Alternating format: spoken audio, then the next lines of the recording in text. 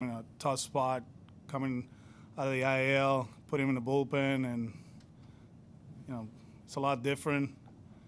He finished strong in 19 last year. He had a great season, and this year,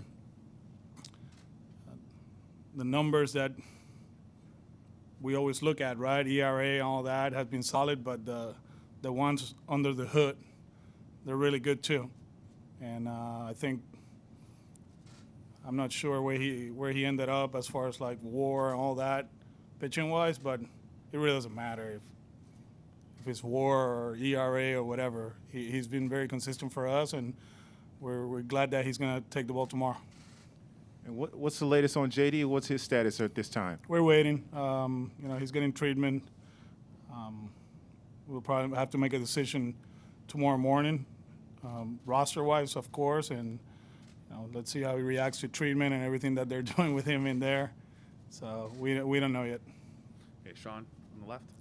How different is roster construction for a wild card game versus what you went through in 2018 for a whole series? I know this is different. This is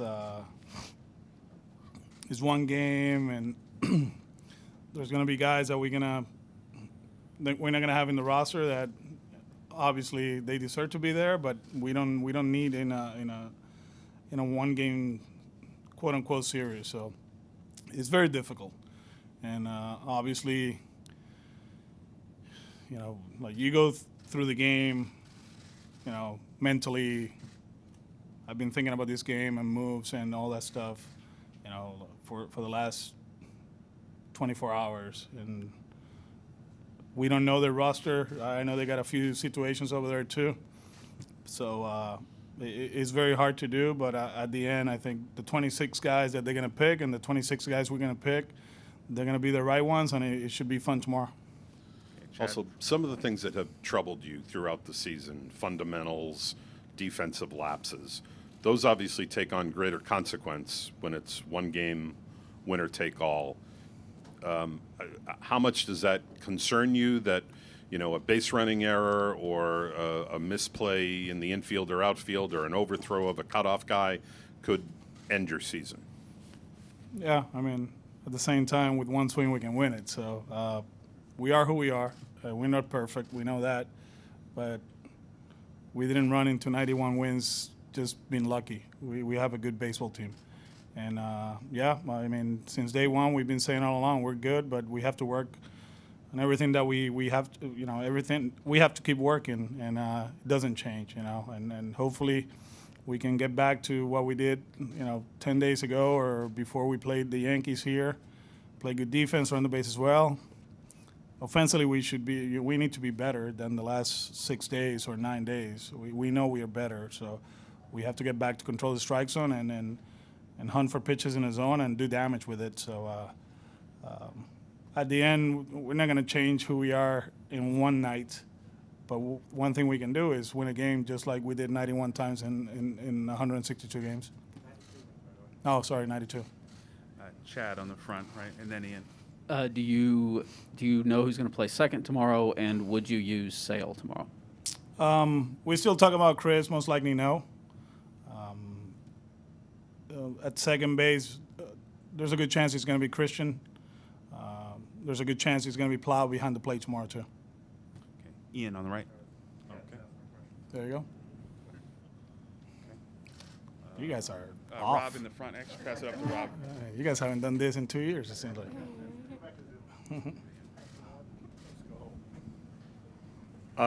Saw Duran here. Is there a chance he's there? There's a good chance he's going to be on the roster. Okay, Jen in the front, middle.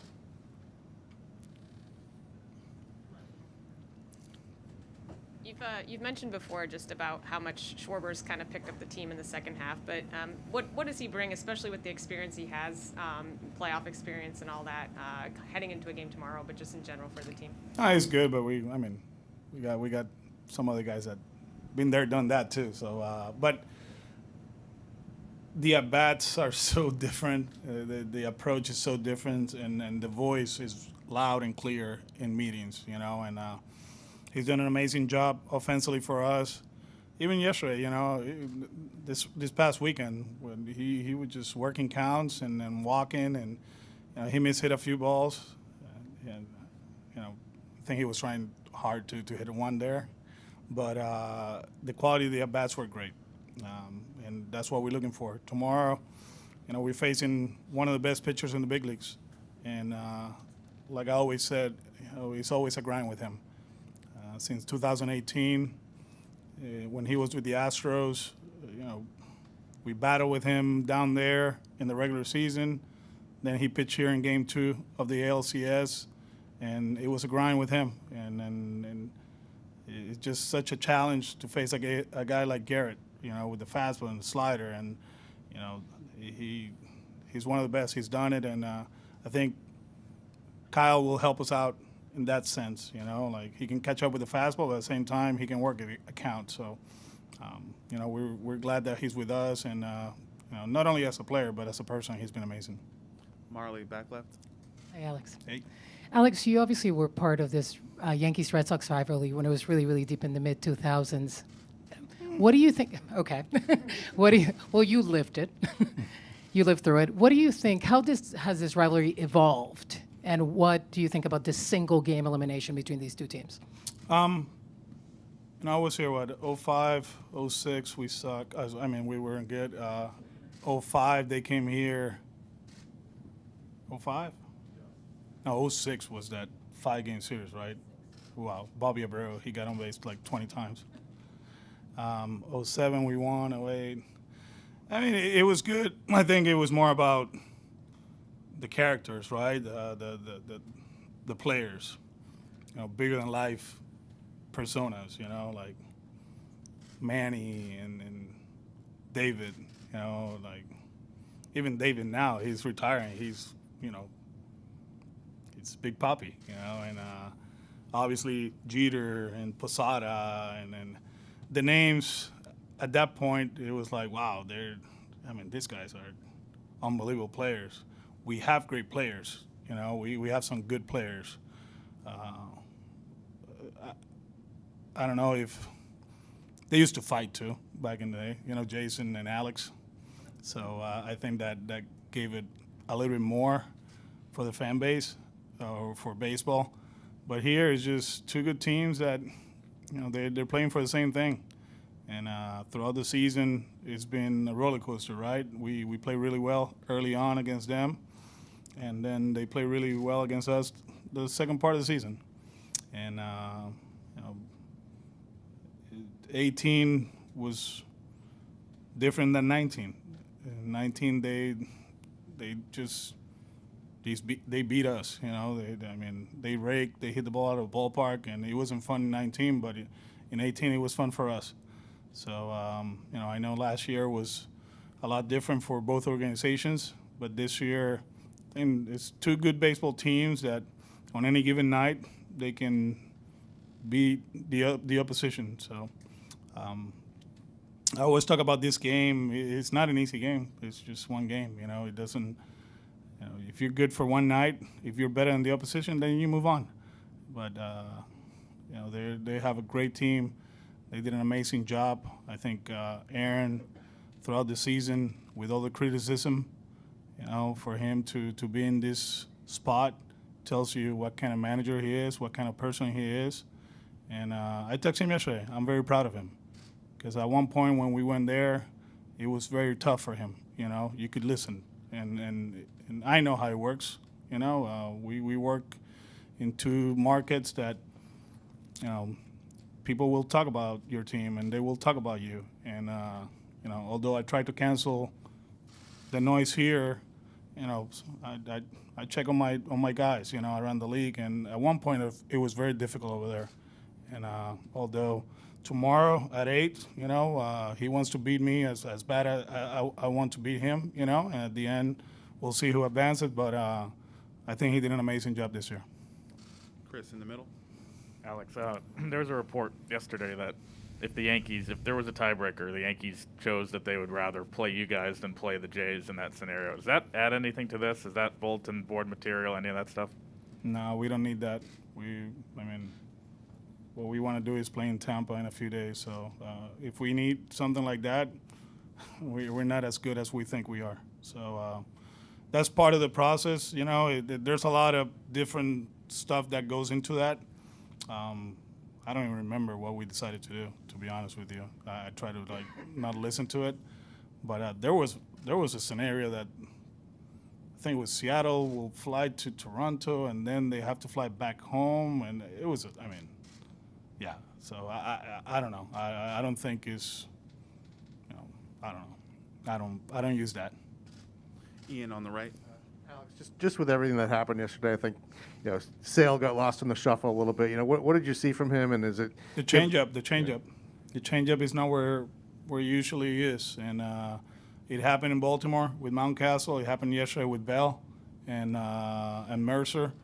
I remember we were talking about his first bullpen here, and I was just telling him that we were so excited about the changeup because supposedly when you come out of all this process, whatever, that's the last pitch you get because of how you have to manipulate the pitch, and he's not there yet. You can see it. The action is okay, but it's actually cutting. So, he actually threw today. He felt good. He stopped by the office. I'm like, no, we're not doing that. So, but it's the changeup. The slider is good. The fastball is good, but that's a pitch that the feel is not there yet. So he'll keep working on it, and hopefully he has a chance to start again here in October. He'll make some adjustments and give us a chance to win. Okay, Pete, front left. Alex, there have been some playoff games where teams have had to use openers or bullpen games because they're out of pitching.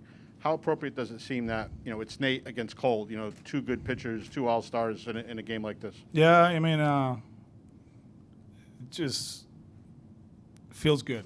It feels good. As a manager, too, going into the game, although you have to be ready to go to plan B as soon as possible. It's only 9 innings or whatever, but those two guys they've been great. And I think for baseball, it'll be great to see those guys going at it. And,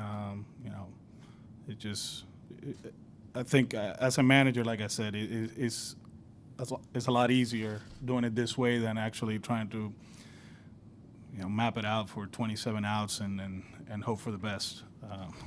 That's why yesterday was so difficult, because you start looking where we were pitching-wise and where we were in the scoreboard and where the other teams were. It's like there's a chance here that we have to play like four days in a row. So you had to balance that. It was actually the most uncomfortable game that I had to manage, to be honest with you, because it was like I always preach stay in the moment, but as a manager, you had to actually manage today and think about tomorrow and the worst case scenarios. I'm just glad that we got Carita and he did what he did. Thank you. You told us yesterday that you held Nate out of yesterday because you wanted him available today. Will you hold anybody out to have available for game one if they're in a division series? Roster-wise, probably, yeah. And we still have to make decisions with Eddie and Nick. There's a really good chance that Nick will be on the roster. There's a chance that Eddie will be too. I think, as far as like stamina and where they're at right now physically, they should be okay over the week. But obviously tomorrow is the biggest day. So I think having them on the roster makes sense. Just be ready for that one. Then, if you have to use the bullpen for one day in Tampa, it means that something good happened tomorrow. Rob, front right. You were 3 years old, but how familiar were you when in about 1978, the last time this happened? Not too familiar.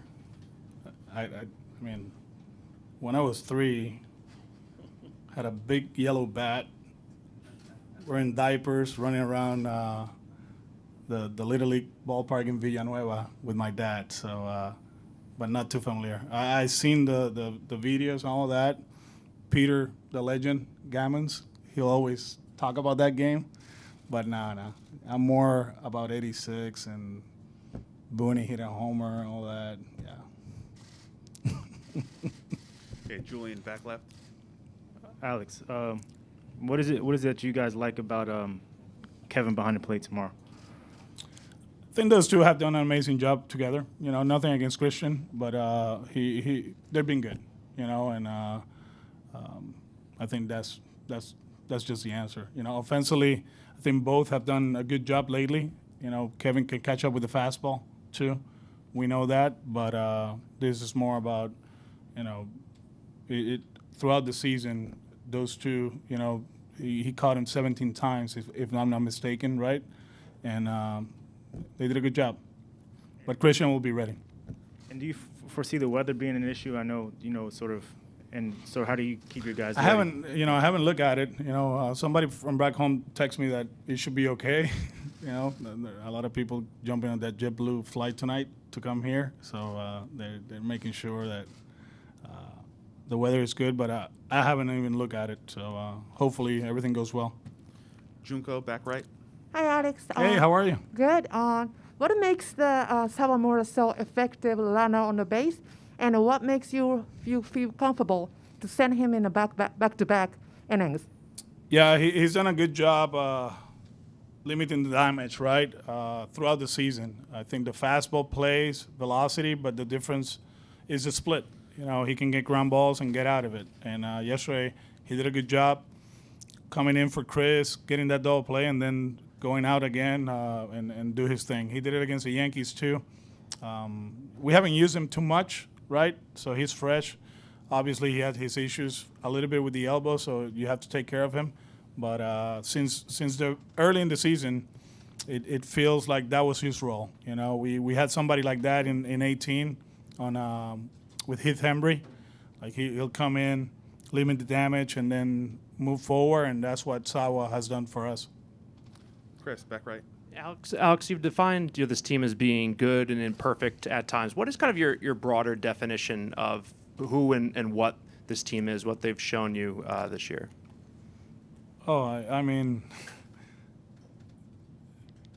first things first, you know, like they're very talented, and I always said that on any night we can beat anybody who we play. It doesn't matter if you won 108 games or 50 games. It doesn't matter. You know, we're that talented.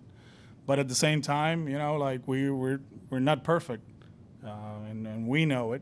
And we keep talking about it. We keep preaching about it. One thing for sure, you know, the last few days, you know, in Washington, it was very similar to early in the season. You know, although the at-bats early on weren't great, but little by little, they got better, and you could feel it. You know, I think just see the light at the end of the tunnel kind of like push them to, you know what, we're in this, you know, because at one point it looked like, yeah, we might backpedal into this. Some people probably feel that way. We don't. But it looked like we got swept by the Yankees, and then we lose 2 out of 3 in Baltimore, and we look, you know, like, where are we at, you know? Like, why not? Let's grab it, right? And they did. But I think we put good at-bats late in games, which is awesome. And then they don't stop playing, regardless. Sometimes it looks that way, but they never stop playing, and that's a mark of a good baseball team. All right, let's finish up here with Chris in the middle. With Sale, do you feel like you still need to keep him on regular rest, or could he be a guy who's a candidate for a potential game 1? I know he only threw like 60-something yesterday. We'll talk about it. I mean, hopefully we can have that conversation on, when is it? On Wednesday? So, yeah. Sorry, one last one. Marley, go ahead in Spanish. Alex, if you'd be so kind to just answer one in Spanish. So, Yeah. Alex, ¿nos haces un resumen de lo que significa para ti este partido de mañana y esta rivalidad entre Yankees Red Sox y obviamente ir en contra de tu gran amigo Aaron Boone? No, de verdad que será una noche increíble para el béisbol, que los dos equipos que con tanta tradición jueguen por el derecho en avanzar a la próxima serie. Son dos equipos muy buenos de pelota, que en los últimos 3 o 4 años ha sido como que sus temporadas una montaña rusa, ¿verdad? En el 18 nosotros hicimos lo que hicimos, en el 19 ellos nos dieron palos desde el Bronx hasta Fenway hasta Londres, nos mataron. El año pasado fue sumamente diferente para las organizaciones, ellos estuvieron bien cerca de adelantar a a la serie de campeonato contra Houston, ¿verdad? Y este año no comenzaron muy bien, pero terminaron fuertes. Y yo creo que los dos equipos hicieron todo lo posible por llegar a este punto. Y son dos equipos que que siempre quieren más. Tú sabes, nosotros no estamos contentos por estar en este juego. Queríamos más, pero este es el juego que tenemos y tenemos la oportunidad de jugar después contra Tampa si hacemos lo que tenemos que hacer, al igual piensan ellos.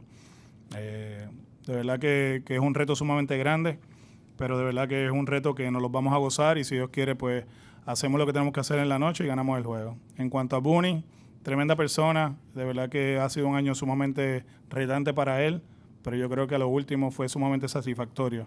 En un momento dado fue bien difícil verlo desde acá, todo lo que está sucediendo con él, pero gracias al empeño que puso y a sus jugadores pudieron salir de, entre comillas, ese hoyo y entrar a poder jugar en octubre con el chance de adelantar. Y de verdad que me siento bien orgulloso de él.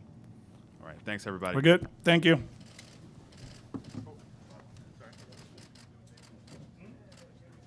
Oh, no, yeah, he's awesome. Man, he was freaking. I don't know how he did it. I don't know how he did it. I didn't know he was in that bad a shape.